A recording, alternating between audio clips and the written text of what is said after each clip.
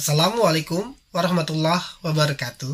Sahabat Villa, jika mendengar kata kiamat, maka yang terlintas dalam benak kita adalah terjadinya gempa yang sangat dahsyat, hancurnya gedung-gedung dan manusia dalam kebingungan. Allah Subhanahu wa Ta'ala telah memperingatkan kepada setiap hambanya yang beriman bahwa kiamat itu sangat dekat waktunya dan pasti akan terjadi. Mempercayai adanya hari kiamat adalah salah satu rukun iman yang wajib diyakini. Hal ini berlaku bagi setiap muslim yang ada di dunia ini. Kelak, di hari kiamat nanti, akan ada pembalasan mengenai perbuatan yang telah mereka lakukan selama hidupnya. Meskipun tidak ada yang tahu kapan kiamat itu akan terjadi, namun, melalui hadis-hadisnya, Rasulullah SAW bersabda, sebelum terjadinya kiamat yang akan menghancurkan alam semesta, ada tanda-tanda yang akan mengawali datangnya hari kiamat. Berikut 10 tanda besar datangnya hari kiamat. 1. Munculnya Imam Mahdi. Di tengah kejadian besar dan fitnah dahsyat yang menimpa seluruh kaum muslimin, baik dalam agama maupun eksistensinya, Allah Subhanahu wa Ta'ala mengutus seorang laki-laki dari keluarga Muhammad dari keturunan Fatimah binti Muhammad. Nama dan julukannya sama dengan nama dan julukan Nabi Muhammad SAW. Sebagaimana sabda beliau, dunia ini tidak akan berakhir sampai bangsa Arab dipimpin oleh seorang laki-laki dari keluargaku yang namanya sama dengan namaku. Menurut riwayat, Al-Mahdi lahir di Madinah seperti yang diriwayatkan oleh Abu Nuaim dari Hamad dari Ali bin Abu Thalib. Kemunculan Al-Mahdi dari riwayat yang paling sahih dipercaya adalah dari arah timur dan dia ditolong oleh penduduk Khurasan. Bendera mereka hitam seperti bendera Rasulullah SAW yang disebut sebagai Al-Aqab. Kemudian ia mendatangi Baitul Haram yaitu Ka'bah dan dibaiat di sana. Dari Sauban, Rasulullah SAW bersabda, jika kalian telah melihat bendera hitam yang keluar dari Khurasan, datangilah ia walaupun harus merangkak di atas salju. Karena di sana ada Khalifah Allah Subhanahu wa Ta'ala, Al-Mahdi. Diriwayatkan, Al-Mahdi akan memimpin umat muslim selama 7 atau 8 tahun. Pada masa kepemimpinan Al-Mahdi, dengan izin Allah Subhanahu wa Ta'ala, bumi mengeluarkan seluruh kekayaannya. Harta melimpah ruah dan dibagikan kepada manusia secara merata dan banyak. Seperti yang diriwayatkan Abu Sa'id Al-Khudri, Rasulullah SAW bersabda, Al-Mahdi akan keluar pada masa akhir umatku. Allah Subhanahu wa Ta'ala akan menurunkan hujan untuknya dan bumi akan mengeluarkan tanaman-tanamannya. Harta akan dibagikan secara adil, ternak berkembang biak, dan umat akan menjadi besar. 2. Munculnya Dajjal. Dajjal adalah seorang manusia biasa. Dia dinamakan demikian karena dia menutupi kebenaran dengan kebatilan, atau dikarenakan dia menyembunyikan kekufurannya di hadapan manusia dengan kedustaan dan tipu daya terhadap mereka. Berdasarkan hadis-hadis yang ada, dapat dikatakan bahwa Dajjal memiliki badannya kekar, mukanya putih, serta rambut kepalanya yang pendek dan ikal. Salah satu ciri Dajjal adalah adanya tulisan kafaro atau yang bisa dibaca sebagai kafir di dahinya. Namun, hanya orang-orang beriman yang dapat melihat tulisan tersebut. Hadis yang menyatakan hal tersebut diriwayatkan oleh Bukhari dan Muslim. Rasulullah SAW bersabda, kata kafir akan tertulis di antara mata Dajjal. Hanya orang-orang beriman yang dapat membacanya. Orang-orang yang tidak beriman bahkan mampu membaca tidak akan melihat tulisan tersebut. Imran bin Husain berkata, saya mendengar Rasulullah SAW bersabda, sejak penciptaan Adam sampai hari kiamat nanti, tidak ada satu ujian pun yang lebih dahsyat dari fitnah Dajjal. Artinya, tidak ada fitnah yang menimpa atau ditimpakan kepada manusia sejak penciptaan Adam hingga hari kiamat sedahsyat fitnah Dajjal. Sungguh, semua nabi yang diutus oleh Allah Subhanahu wa Ta'ala pasti telah memperingatkan kaumnya terhadap fitnah Dajjal. Setelah Dajjal keluar, ia akan mengembara ke seluruh penjuru bumi dan akan membuat kehancuran akidah manusia segera setelah kemunculannya. Sebuah hadis dari Fatimah bin Qais, Dajjal berkata, maka aku keluar dan aku menelusuri seluruh negeri. Aku tidak meninggalkan suatu negeri, kecuali aku telah tinggal di dalamnya selama 40 hari. Kecuali kota Makkah dan Madinah. Kehidupan bagi orang yang beriman kepada Allah akan sangat sulit pada masa kehadiran Dajjal. Orang-orang yang tidak kuat menahan derita akan memilih untuk bersahabat dan mengikuti Dajjal, walaupun mereka tahu bahwa mereka akan kafir. Hingga turunlah Nabi Isa alaihissalam atas perintah Allah Subhanahu wa Ta'ala yang kemudian membunuh Dajjal dengan tombak saat manusia durhaka itu akan memasuki kota. Saat Dajjal berhadapan dengan Nabi Isa, ia langsung meleleh seperti garam dalam air. Maka Nabi Isa cepat-cepat membunuhnya dengan tombak di pintu kota Lud. Sebagaimana diriwayatkan oleh At-Tirmidzi dari Majma' bin Jariyah, dia berkata, "Aku pernah mendengar Rasulullah SAW bersabda." 3. Turunnya Nabi Isa alaihissalam. Nabi Isa alaihissalam akan turun ke bumi untuk membawa ajarannya serta melindungi umatnya dari kerusakan yang telah diperbuat Dajjal. Turunnya Nabi Isa alaihissalam dijelaskan dalam Quran surat Ali Imran ayat 55. "Hai Isa, sesungguhnya aku akan menyampaikan kamu kepada akhir ajalmu dan akan mengangkat kamu kepadaku serta membersihkan kamu dari orang-orang yang kafir dan menjadikan orang-orang yang mengikuti kamu di atas orang-orang yang kafir hingga hari kiamat. Lalu aku memutuskan di antaramu tentang hal-hal yang selalu kamu berselisih padanya." Tempat turunnya Nabi Isa alaihissalam sebagaimana disebutkan dalam sunnah yang mulia, yaitu di Menara Putih sebelah timur Damaskus yang berada di sisi Masjid Al-Awwa. Waktu turunnya Nabi Isa alaihissalam adalah pada waktu kemunculan Al-Mahdi dan keluarnya Dajjal serta Ya'juj wa Ma'juj. Semua itu merupakan rangkaian tanda besar hari kiamat. Artinya, Nabi Isa alaihissalam turun di tengah-tengah peristiwa tanda-tanda besar hari kiamat. Telah disebutkan dalam beberapa hadis dari Rasulullah SAW. Rasulullah SAW bersabda, "Bila satu tanda besar kiamat telah muncul, yang lain akan mengikuti seperti kalung mutiara yang diputus dari talinya." Rasulullah SAW telah menjelaskan waktu keluarnya Isa bin Maryam, yaitu pada waktu sholat akan didirikan, dan Imam Mahdi yang akan mengimami manusia pada saat itu. Ada yang mengatakan bahwa sholat yang akan didirikan pada saat itu adalah sholat asar, namun ada juga yang mengatakan pada saat itu adalah sholat subuh. Dan pendapat yang paling kuat adalah pada waktu subuh. Peristiwa ini terjadi dalam suasana persiapan kaum muslimin untuk memerangi Dajjal dan sedang meluruskan barisan sebelum salat didirikan. Tugas pertama yang dilakukan Nabi Isa alaihissalam adalah membunuh Dajjal. Dan tugas ini dikerjakan sejak hari pertama ia turun di muka bumi. Saat itu, permasalahan Dajjal menjadi semakin besar, mengerikan, mengkhawatirkan, dan sudah harus segera dihentikan tanpa ditunda-tunda lagi. Setelah turun di Menara Putih di timur Damaskus, Isa bin Maryam segera beranjak menuju Baitul Maqdis, di mana Dajjal memblokade kaum muslimin di sana. Mereka adalah sekelompok kaum muslimin yang tidak beriman kepada Dajjal. Mereka juga mengetahui bahwa ia adalah Dajjal yang buta sebelah yang keluar di akhir zaman. Setibanya di sana, Isa bin Maryam memerintahkan kaum muslimin agar membuka pintu Baitul Maqdis. Dari Abu Umamah, Rasulullah SAW bersabda, maka ketika ia telah selesai, Isa berkata, "Bukalah pintu itu." Lalu mereka membukanya, dan di belakangnya ada Dajjal bersama 70.000 orang Yahudi yang semuanya membawa pedang terhunus dan tajam. Ketika Dajjal melihatnya, ia mencair seperti mencairnya garam di lautan. Kemudian Isa alaihissalam menangkapnya di pintu Lud sebelah timur dan membunuhnya. Setelah itu, Isa bin Maryam mematahkan salib, membunuh babi, dan menghapus jizyah. Karena jizyah disyariatkan dalam Islam untuk menjaga penganut agama samawi lain yang berada di negeri kaum muslimin dengan tetap menganut agama mereka. Sedangkan Isa bin Maryam turun ke bumi untuk melenyapkan setiap dakwah selain Islam. Setelah itu, Nabi Isa alaihissalam memerintah dengan adil dan bijaksana dan tidak pernah menganiaya seseorang, sehingga seluruh penduduk bumi dan langit merasa ridho kepadanya. Selama 40 tahun kepemimpinannya, tidak ada yang dapat mengusik kejernihan hidup yang nikmat, lapang, dan makmur kecuali dengan kemunculan Ya'juj wa Ma'juj. 4. Keluarnya Ya'juj dan Ma'juj. Keluarnya Ya'juj dan Ma'juj merupakan tanda kedekatan janji yang nyata, yaitu hari kiamat. Allah Subhanahu wa Ta'ala berfirman dalam surat Al-Anbiya ayat 96-97 yang artinya, hingga apabila dibukakan tembok Ya'juj dan Ma'juj dan mereka turun dengan cepat dari seluruh tempat yang tinggi dan telah dekatlah kedatangan janji yang benar, hari berbangkit. Tiba-tiba terbelalaklah mata orang-orang kafir. Mereka berkata, "Aduhai, celakalah kami, sesungguhnya kami berada dalam kelalaian tentang ini. Bahkan kami adalah orang-orang yang zalim." Ya'juj dan Ma'juj memiliki jumlah yang sangat banyak. Keduanya adalah golongan manusia dan merupakan keturunan Adam alaihissalam, tepatnya dari keturunan Yafid bin Nuh. Rasulullah SAW dalam hadisnya telah membantah segala bentuk syubhat yang mengatakan bahwa Ya'juj dan Ma'juj bukan dari golongan manusia. Dari An-Nawas bin Sam'an, Rasulullah SAW bersabda, kemudian Isa bin Maryam didatangi oleh kaum yang telah dijaga oleh Allah Subhanahu wa Ta'ala dari Dajjal. Lalu ia mengusap wajah-wajah mereka dan mengatakan, derajat mereka di surga.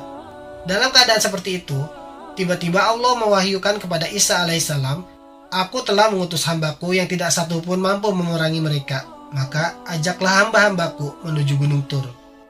Kemudian Allah Subhanahu wa Ta'ala mengutus Ya'juj dan Ma'juj, dan kemudian mereka turun dengan cepat dari tempat yang tinggi. Hingga pada saat kelompok pertama Ya'juj dan Ma'juj melewati danau Tabariyah, lalu mereka meminum semua airnya hingga kering. Dan ketika kelompok terakhir melewati danau tersebut, mereka pun berkata, "Dulu di sini pernah ada airnya." Nabi Isa alaihissalam beserta para sahabatnya pun terkepung, hingga pada saat itu harga sebuah kepala sapi lebih mahal dari 100 dinar. Nabiullah Isa dan para sahabatnya pun meminta pertolongan kepada Allah Subhanahu wa Ta'ala, lalu Allah mengutus ulat-ulat pada leher-leher mereka, yaitu Ya'juj dan Ma'juj. Akhirnya mereka pun semua mati bagaikan satu jiwa yang mati.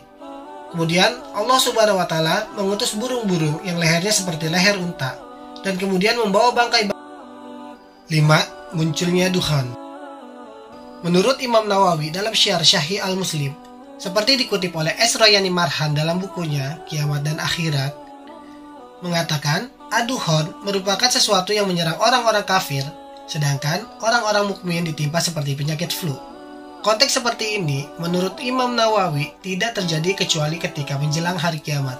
Kepastian akan adanya ad-dukhan ini dipertegas lagi oleh Ibnu Katsir, bahwa zahir ayat Al-Quran menyatakan bahwa akan turunnya asap atau dukhan dari langit sehingga menyelimuti manusia.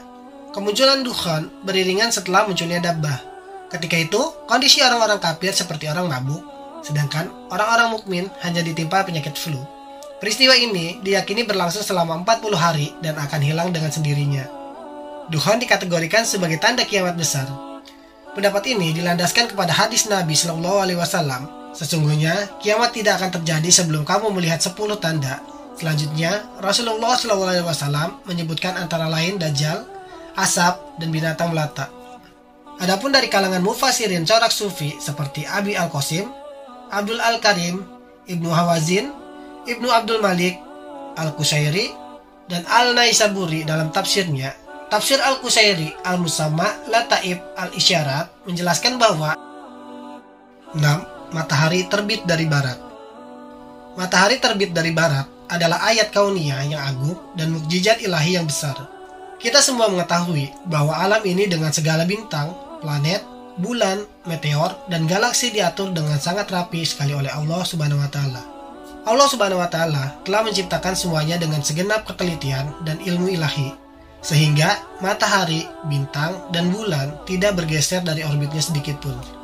Allah Subhanahu wa Ta'ala berfirman di dalam surat Al-An'am ayat 158 yang artinya, pada hari datangnya ayat dari Rabb-Mu, tidak bermanfaat lagi iman seseorang kepada dirinya sendiri yang belum beriman pada saat itu, atau dia belum mengusahakan kebaikan dalam masa imannya. Dari Abu Hurairah, Rasulullah SAW bersabda, hari kiamat tidak akan terjadi sebelum terbit matahari dari arah barat. Apabila manusia melihat kejadian itu, mereka akan beriman seluruhnya. Itulah saat keimanan tidak berguna lagi bagi manusia yang sebelumnya tidak beriman. Lalu, bagaimana keadaan atau suasana malam sebelum paginya matahari terbit dari barat? Dari Abdullah bin Umar, Rasulullah SAW bersabda, malam itu menjadi malam panjang hingga sepanjang 2 atau 3 malam. Maka orang yang takut kepada Rabb-Nya bangun dan sholat dan bekerja sebagaimana biasanya, dan tidak menyadari bahwa bintang telah berada pada tempatnya. Kemudian mereka tidur lalu bangun dan menunaikan sholat, dan malam seakan tidak berakhir. Mereka tidur kembali sampai mereka bangun dan malam masih tetap gelap. Manusia kaget dan berkumpul satu dengan yang lainnya, seraya berkata, apa yang terjadi? Ketika pagi hari, matahari pun tak kunjung terbit. Saat mereka menunggu-nunggu matahari terbit dari timur, ternyata matahari terbit dari arah barat. Seketika itu, manusia berteriak sekeras-kerasnya hingga ketika matahari sampai di tengah langit, ia kembali lagi, maka ia berputar dari tempat terbitnya. Matahari keluar dari orbitnya dengan kehendak Allah Subhanahu wa Ta'ala dan pergi sesuai dengan kehendaknya pula ke suatu tempat atau orbit tertentu hingga Allah Subhanahu wa Ta'ala mengembalikan ke tempatnya semula pada waktu ia terbit dari barat. Yang terpenting, terbitnya matahari dari arah barat adalah realita yang akan terjadi. Hanya orang yang sesat yang mendustakannya. Karena tanda tersebut adalah 7. Keluarnya dabbah. Keluarnya dabbah atau binatang melata juga telah ditegaskan di dalam kitabullah dan sunnah Rasulullah SAW. Di dalam surat An-Naml ayat 82, Allah berfirman yang artinya, "Dan apabila perkataan telah jatuh atas mereka, kami mengeluarkan sejenis binatang melata dari bumi yang akan mengatakan kepada mereka, sesungguhnya manusia dahulu tidak yakin kepada ayat-ayat kami." Terbitnya matahari dari barat dan keluarnya dabbah atau binatang melata adalah dua tanda yang saling bertemu dan beriringan. Jika salah satunya keluar terlebih dahulu, yang lain akan menyusul. Setelah matahari terbit dari barat, orang mukmin akan tetap mukmin dan yang kafir akan tetap kafir. Dan saat itu, tobatnya tidak berguna lagi. Kemudian dabbah atau binatang melata tersebut keluar untuk memberi tanda kepada orang yang beriman dengan keimanannya dan setiap orang kafir dengan kekafirannya. Rasulullah SAW bersabda, "Sesungguhnya tanda-tanda pertama yang keluar adalah matahari terbit dari barat dan binatang melata keluar pada waktu duha." Binatang ini tentunya memiliki bentuk yang sangat besar, sehingga mampu menempuh berbagai jarak dengan sangat cepat. Selain itu, Allah Subhanahu wa Ta'ala memberinya ilmu sehingga mampu mengetahui mana orang-orang yang kafir di antara orang-orang mukmin dan mana yang mukmin di antara orang-orang kafir. Dari Abu Hurairah, Rasulullah SAW bersabda, "Ad-dabbah atau binatang melata akan keluar dan ia membawa stempel Sulaiman bin Daud dan membawa tongkat Musa bin Imran. Lalu ia membuat putih wajah orang-orang mukmin dengan tongkatnya dan memberi stempel pada hidung orang-orang kafir dengan stempelnya, sehingga orang-orang berkumpul mengelilingi makanan lalu berbincang antara satu dengan yang lainnya, ini mukmin dan ini kafir." Karena tugas utama dabbah adalah berbicara kepada manusia, membubuhkan stempel dan mencela kekafiran, kemaksiatan, kefasikan, dan kesesatan mereka, maka orang kafir tidak akan mampu lari atau menghindar darinya. Ini merupakan siksaan dan hinaan bagi orang kafir di dunia sebelum siksaan akhirat, karena stempel pada keningnya adalah bukti kehinaan dan kerendahan. Mengenai tempat keluarnya dabbah, Abu Daud menyebutkan dari At-Tayalisi melalui riwayat Huzaifah, Rasulullah SAW bersabda, menceritakan tentang ad-dabbah, ia keluar 3 kali dalam satu masa. Ia keluar di ujung kampung dan beritanya sampai ke Mekah. Setelah berlalu zaman yang panjang, ia keluar lagi, maka beritanya menyebar di perkampungan dan masuk ke Mekah. Kemudian binatang tersebut memulai tugasnya. Dari mereka ia menjadikan wajah-wajah mereka putih seperti bintang yang bersinar. Setelah itu, ia berjalan di bumi yang tidak ditemukan orang yang mencarinya, dan orang yang lari darinya tidak akan selamat. Dabbah atau binatang melata adalah salah satu tanda kiamat yang penuh mukjizat. 8. Diangkatnya kembali Al-Quran. Al-Quranul Karim diturunkan Allah Subhanahu wa Ta'ala dari langit ke bumi melalui malaikat Jibril kepada Nabi Muhammad SAW hingga ke tangan kaum muslimin sampai saat ini. Allah Subhanahu wa Ta'ala telah berjanji akan menjaganya sehingga sampai saat ini tidak satupun kalimat atau huruf yang berkurang atau bertambah dan menjadi kitab suci yang menjadi pedoman kaum muslimin di muka bumi ini. Namun akan datang satu masa Al-Quran akan diangkat kembali ke langit, sehingga tidak akan tersisa satu ayat pun di muka bumi. Al-Quran akan hilang dari ingatan manusia dan lembaran-lembaran mushaf Al-Quran pun akan menjadi kosong. Peristiwa ini akan terjadi ketika ajaran Islam memudar secara perlahan hingga puncaknya ritual ibadah seperti salat, puasa, haji, dan sedekah pun tidak lagi dikenal orang. Dari Huzaifah radhiyallahu anhu, Rasulullah SAW bersabda, Islam akan pudar secara perlahan seperti pudarnya sulaman baju, sehingga puasa, salat, haji, sedekah tidak lagi dikenal. Al-Quran juga akan diangkat dalam satu malam, sehingga tidak ada satu ayat pun tersisa di muka bumi ini. Orang-orang lanjut usia yang tersisa dari umat manusia akan berkata, kami mendapati orang-orang tua kami mengucapkan kalimat La ilaha illallah, maka kami pun ikut mengucapkannya. Hadis riwayat Ibnu Majah dan Hakim. Lalu, bagaimanakah pengangkatan Al-Quran itu terjadi? Tidak ada keterangan bagaimana Al-Quran itu akan kembali. Apakah satu persatu hurufnya ditarik oleh Allah Subhanahu wa Ta'ala ke langit, ataukah kalimat per kalimat, atau langsung seluruh surat Al-Quran ditarik secara bersamaan. Tidak ada keterangan yang menjelaskan proses pengangkatan itu. Tetapi berdasarkan keterangan beberapa riwayat dari Nabi SAW, Al-Quran akan diangkat ke langit di malam hari, dan di pagi harinya seluruh Al-Quran di muka bumi sudah menghilang. Meski tidak diketahui seperti apa pengangkatan Al-Quran, tapi sebuah riwayat dari Ibnu Umar menjelaskan bahwa pengangkatan Al-Quran itu menimbulkan suara gemuruh yang terdengar di sekitar arsy bagaikan suara kawanan lebah. Ibnu Umar radhiyallahu anhu menuturkan bahwa Rasulullah SAW bersabda, Hari kiamat tidak akan terjadi sebelum Al-Quran pulang kembali ke asalnya, sehingga menimbulkan suara gemuruh di sekitar arsy seperti suara lebah. Kemudian Allah Subhanahu wa Ta'ala bertanya, "Ada apa denganmu?" Al-Quran menjawab, "Darimu aku keluar dan kepadamu aku kembali. Aku dibaca tapi tidak diamalkan."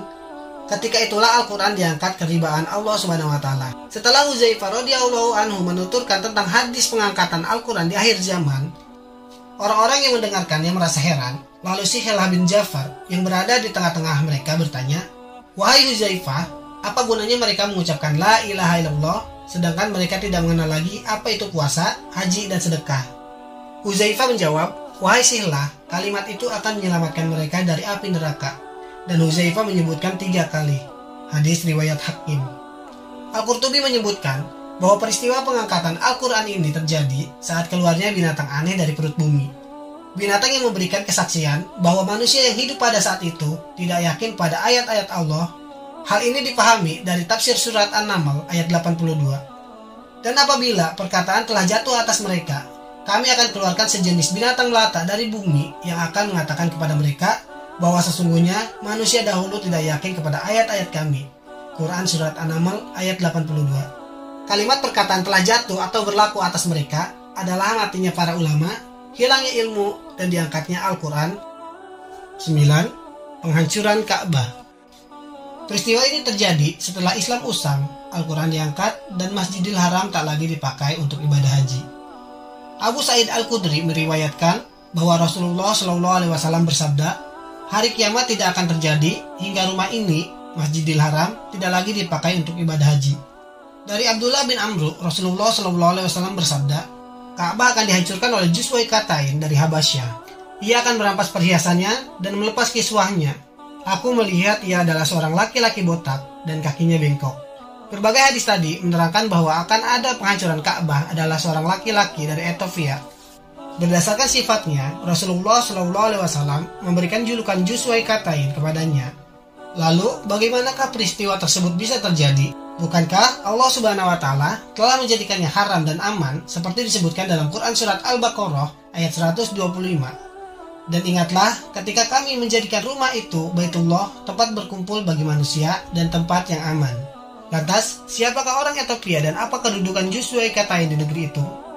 Jawabannya, Ka'bah memang dalam pengawasan Allah Subhanahu wa Ta'ala, dan ia berada dalam penjagaannya pada saat ini dan akan terus berlangsung sampai mendekati hari kiamat dengan sisa waktu sedikit sekali. Ka'bah diletakkan Allah Subhanahu wa Ta'ala untuk kaum muslimin dan mukmin. Ketika Islam telah usang dan tidak ada lagi yang berhaji ke sana, keamanan dan keharaman tidak ada lagi bagi siapapun. Di sisi lain, ketika kiamat terjadi, semua yang berada di bumi akan dihancurkan untuk menghilangkan sebab wujudnya. Dalam surat Al-Isra ayat 58, Allah Subhanahu wa Ta'ala berfirman yang artinya, "Tidak ada suatu negeri pun yang durhaka penduduknya, melainkan kami akan binasakan sebelum hari kiamat, atau kami ajab penduduknya dengan ajab yang sangat keras. Yang demikian itu telah tertulis di dalam kitab Lauh Mahfuz." Dari ayat Al-Quran yang mulia ini, kita bisa menjawab pertanyaan kedua tadi, dan yang mengatakan apa status Ethiopia saat ini hingga ia berperan pada peristiwa tersebut di akhir zaman. Keadaan selalu berubah sesuai dengan sunnatullah di alam ini. Allah Subhanahu wa Ta'ala berfirman dalam surat Al-Imran ayat 140 yang artinya, "Dan masa kejayaan dan kehancuran itu kami pergilirkan di antara manusia." Kita tidak tahu rentang waktu yang tersisa dan perubahan keadaan sampai hari kiamat. Apakah peradaban ini akan terus berlangsung ataukah berhenti? 10. Kemunculan api dari kota Aden atau 10. Kemunculan Yaman. Nabi Muhammad SAW telah menyebutkan banyak sekali hadis yang secara khusus menerangkan tentang tanda besar ini. Dari Ibnu Umar, Rasulullah SAW bersabda, "Akan muncul api dari bumi Aden sebelum hari kiamat." Para sahabat berkata, "Wahai Rasulullah, apa yang Anda perintahkan kepada kami?" Beliau bersabda, "Hendaklah kalian pergi ke negeri Syam." Sementara hadis lain dari Ibnu Umar, Rasulullah SAW bersabda, "Akan muncul api dari Hadramaut atau dari laut Hadramaut sebelum hari kiamat yang akan menggiring manusia." Para sahabat bertanya, "Wahai Rasulullah, apa yang Anda perintahkan kepada kami?" Beliau menjawab, "Hendaklah kalian pergi ke Syam." Dari Hudzaifah bin Yaman, Rasulullah SAW bersabda, "Sungguh, api akan menyergap kalian, yaitu pada suatu hari yang akan padam di suatu lembah yang bernama Bahrut. Ia akan melalap jiwa dan harta serta mengelilingi seluruh dunia dalam waktu 8 hari. Terbang seperti terbangnya angin dan awan, panasnya malam hari lebih menyengat dari panasnya siang hari. Ia memiliki suara yang bergemuruh antara langit dan bumi seperti gemuruh suara petir yang menggelegar. Ia lebih dekat dengan kepala daripada arsy. Lalu dari sahabat ada yang bertanya, "Wahai Rasulullah, apakah pada hari itu api tidak melewati orang-orang beriman laki-laki dan perempuan?" Lalu Rasulullah SAW menjawab, "Di manakah orang mukmin dan mukminat pada hari itu? Orang-orang tersebut lebih jelek dari keledai. Mereka berlari menjauh seperti berlarinya binatang." Inilah api dahsyat yang muncul dari bumi Aden atau Yaman dan menyelubungi manusia. Api yang mengandung ajab pedih, yang akan melalap jiwa dan harta orang-orang kafir dan fakir, yang tidak mengingkari kemungkaran dan tidak mengakui kemakrufan dalam melaksanakan berbagai dosa. Hal itu sebagaimana telah disebutkan bahwa Allah Subhanahu wa Ta'ala telah mengirimkan angin yang lebih lembut dari kain sutra. Allah Subhanahu wa Ta'ala akan mencabutnya orang-orang mukmin yang masih tersisa keimanan di dalam hatinya, meskipun hanya sedikit dengannya. Ketika yang tersisa tinggal orang-orang kafir, pada saat itulah hari kiamat terjadi setelah api menggiring mereka kepada mahsyar di Syam. Apabila Allah Subhanahu wa Ta'ala telah menginstruksikan terjadinya kiamat, Dia akan mengeluarkan api yang dahsyat dari lembah Aden, yaitu di Yaman, yang memaksa manusia untuk berlari menjauh darinya. Orang yang tidak berlari menjauh atau justru berjalan ke depannya akan dilalapnya bulat-bulat. Karena ketakutan yang mendera, mereka berlari kabur menjauh, sedangkan api itu terus membuntuti mereka. Tidak ada jalan sama sekali bagi mereka untuk menghindar, sehingga mereka tidak dapat membebaskan diri atau kabur baik ke kanan maupun ke kiri. Di mana saja api ini berada, ia akan mengusir manusia ke Syam. Marilah kita baca hadis Rasulullah SAW agar kita tahu bagaimana api tersebut menggiring manusia ke padang mahsyar. Rasulullah SAW bersabda, "Manusia akan digiring sebelum terjadinya hari kiamat melalui 3 jalan dalam keadaan berharap dan ketakutan. Ada yang 2 orang di atas 1 unta, 3 orang di atas 1 unta, 4 orang di atas 1 unta, dan 10 orang di atas 1 unta. Serta sisanya digiring oleh api yang akan tidur bersama mereka pada siang hari di mana mereka tidur, dan akan tidur bersama mereka pada malam hari di mana mereka tidur." Dari hadis-hadis yang telah disebutkan tadi, jelas sudah penjelasan tentang penggiringan manusia ke bumi Syam, karena hadis-hadis mulia tersebut menerangkan dengan sangat jelas dan gamblang tanpa adanya kesamaran dan kerancuan di dalamnya. Semoga Allah Subhanahu wa Ta'ala menyelamatkan kita dari api ini, karena manusia yang ada di dalamnya selalu berada dalam siksaan yang berat yang menggabungkan antara kepedihan dan ketakutan. Sungguh, hari kiamat akan terjadi pada seburuk-buruk dan sejelek-jeleknya manusia. Wallahu a'lam bishawab. Nah sahabat Willah, inilah 10 tanda besar hari kiamat. Semoga Allah Subhanahu wa Ta'ala menyelamatkan kita dari ke-10 tanda besar ini, dan semoga video ini bermanfaat buat kita semua. Wassalamualaikum warahmatullahi wabarakatuh. Nabi Muhammad SAW telah menyebutkan banyak sekali hadis yang secara